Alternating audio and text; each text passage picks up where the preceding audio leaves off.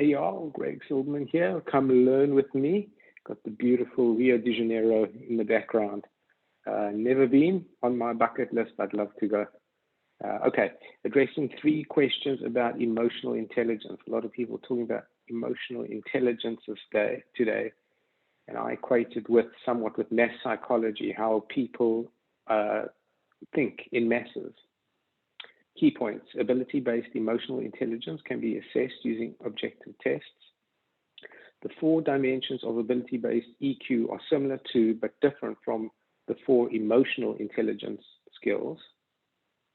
Okay, ability versus emotional skills. You're going to find out the difference there. Emotional intelligence skills can be improved, but whether we can improve ability-based emotional intelligence is to be determined. Okay. We hear a great deal about the importance of emotional intelligence, EQ, in organizational settings. Although it is an incredibly popular concept, there are 3 common questions about EQ, which, if addressed, could help move the organizational behavioral field forward. First, can you accurately assess EQ? Second, what are the dimensions of EQ? And finally, can EQ be improved? Assessing emotional intelligence. EQ entails the ability to carry out accurate reasoning about emotions and the ability to use emotions and emotional knowledge to enhance thought. This is a tricky construct as it intertwines both emotional and cognitive systems. Those higher in EQ are not only self-aware of their emotions, but also capable of self-regulating such that they use the emotional-laden information to make behavioral adjustments. This multi-step cognitive process is an ability and in turn is labeled as a form of intelligence. That's well put, old chap. Ability can only be accurately assessed using some form of objective comparison. Asking a participant to self-rate the extent to which they are emotionally intelligent will not suffice. By definition, those lower in EQ aren't capable of accurately rating this ability, i.e. underestimation or overestimation, making it challenging to properly evaluate its reliability and validity. Relatedly, asking individuals to rate the extent to which someone else, for example, a colleague, subordinate, supervisor, is emotionally intelligent is also flawed. We can only accurately rate the observed behaviors of others, the outcomes of emotional intelligence, which could be caused by a variety of alternative factors. EQ is an ability to objectively evaluate is objectively evaluated such that performance on specific tasks can be compared against an overall population. One well-validated example is the Mayer-Salovey-Caruso Emotional Intelligence Test, MS-SEAT, which gives participants an assortment of visual tasks that map onto specific dimensions. See next section. The tasks are then scored as being correct or incorrect based upon comparison to the normative sample, i.e. the general consensus method. Takeaway 1. To date, the best approach to accurately assessing EQ is using an objective test-based format. Okay, an objective test-based format. Got it. The best approach.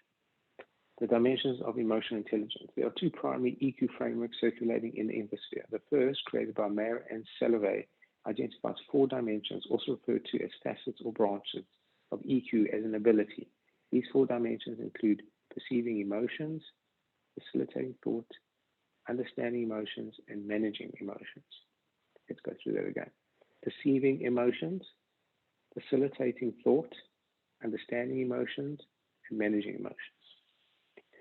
The second framework identifies the 4 skills of emotional intelligence. The 4 skill-based dimensions of EQ include self-awareness, social awareness, self-management, and relationship management. The difference between abilities and skills is important. Abilities entail the qualities of being able to do something. Skills are more applied and behavioral in nature and can be developed over time. The benefit of the ability-based EQ framework is that it is conceptually sound and can be objectively assessed. The challenge, however, is that it is unclear whether it can be improved through interventions. So the abilities, let's go through that again. Perceive emotions, facilitate thought, understand emotions, and manage emotions. Yes, okay. So those are the abilities, but the skills to manage that: self-awareness, social awareness, self-management, and relationship management. Awesome. Okay.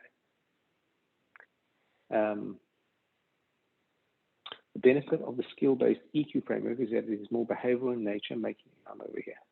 I really should get a pointer. Making it easier to pinpoint.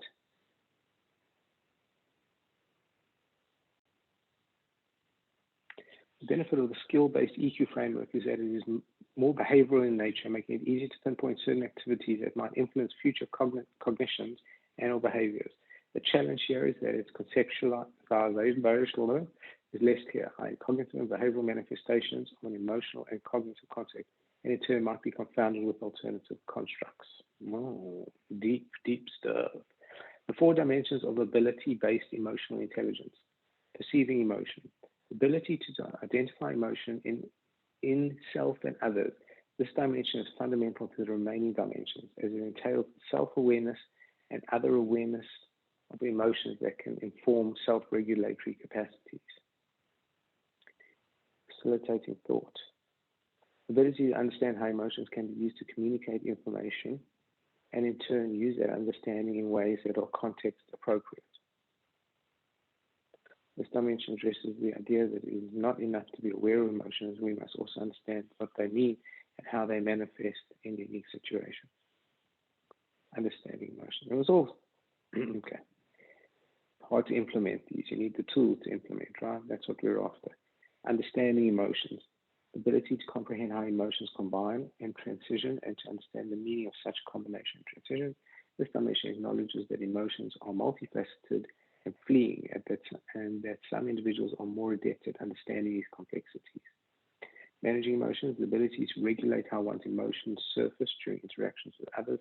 This dimension is important in that it directly situates the awareness and self-regulatory processes specific to emotions within social settings. The 4 emotional intelligence skills. Self-awareness. You recognize your emotions and how they are connected to your thoughts and behaviors. Social awareness. You recognize the emotions of others. This manifests as being more empathetic, such that you recognize the needs of others. You can also manifest as being attuned to the socio-cultural dynamics of situations. Self-management. You are able to manage your emotions in ways that are healthy and situation appropriate. You are able to separate stimulus from response, such that you can choose to respond to stimuli in ways that are most appropriate. Like that. Relationship management, you are able to develop and maintain relationships with others. You understand emotions well enough to make good decisions when communicating, influencing, and managing conflict. Takeaway number 2, ability-based EQ and EQ skills of different constructs. Oh boy. Okay, yes, we know that. Where's the meat? Where's the advice that we can follow and put into practice? Do we actually have that? Oh, I don't know. It might be. Emotional intelligence skill development. Yes. The theory behind EQ skill development is that individuals can proactively think about and act upon the behaviors that allow them to enhance their ability-based EQ. Yeah. The exercises below, are regularly recommended among proponents of skill-based EQ. Note that there is little evidence directly connecting EQ skill development to ability-based EQ. Okay, but it's all that we got. Nonetheless, each of the exercises below is associated with heightened self-awareness and self-regulatory capacities, outcomes that are associated with ability-based EQ. Wow. Journal, yeah. Conduct daily reflections on your own emotions and consider what you can have done. That's great. Journaling, yeah. And consider what you could have done differently to optimize your interactions with others based on those understandings. Meditate.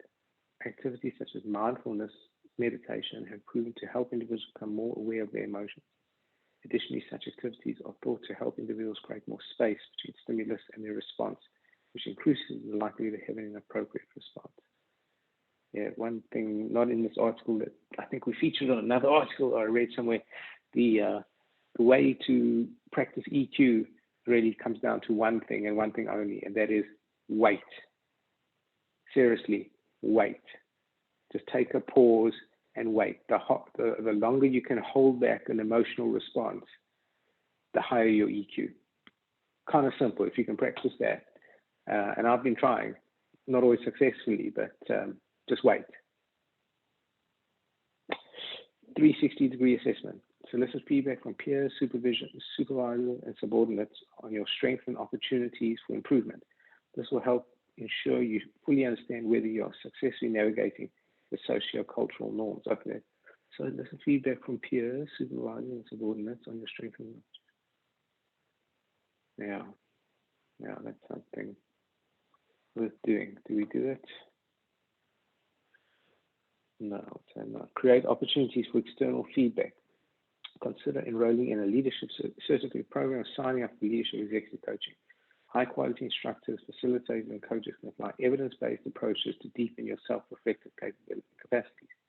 Additionally, obtaining third-party systems can help cut through the biases and political concerns of undergoing such development within an organizational setting. I think this is quite an important point. Additionally, obtaining the third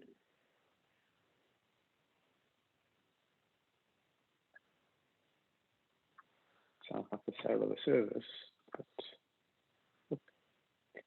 create opportunities for external feedback.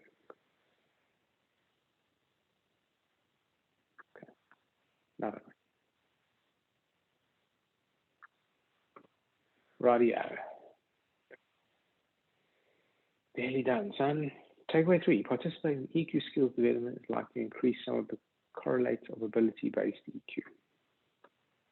Concluding thoughts on emotional intelligence, perhaps one of the most important steps of social science is constructing definition.